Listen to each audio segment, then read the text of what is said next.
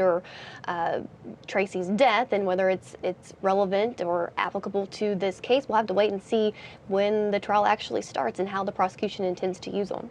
Yeah, Holly, it's an interesting argument by the defense, the fact that these full-length nudes of the defendant will be prejudicial and rather not probative of anything. I'm wondering about your sense of that argument. I mean, if you don't have to show a full-length nude of someone to a jury, then I say go for it.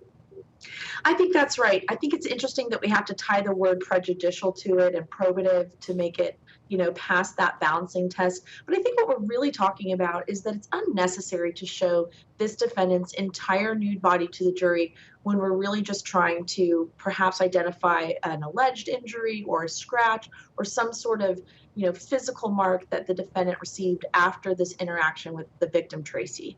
So, if this means that going upstream now, perhaps these photographs are going to be taken at the station after arrest, as more of a close-up, a zoom in, that might be what happens. But ultimately, at the end of the day, I don't think the jurors need to see a fully naked defendant in order to show an injury on a bra area.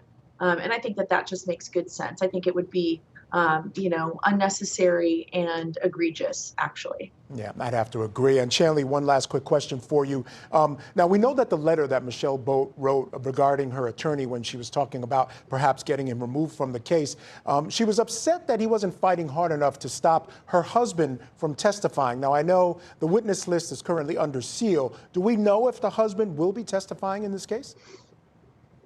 That's what we are hearing, that he is a potential witness for the prosecution. So that will be interesting to see and what he will be able to testify to. And, he is a witness to a lot of these acts that the prosecution wants into evidence. They've asked to bring in prior behaviors of the defendant into evidence and personally applied to him. I think you mentioned that he was attacked by his wife. He can speak about the relationship, how it crumbled, and how he moved out of the house, how they separated, how he met the victim. All of those types of stories that really give context to this crime here that happened, and it would be a key witness for the prosecution. So we expect to hear from him. All right, and Holly, he's well within his right to waive the privilege if it's information that he can talk about in court.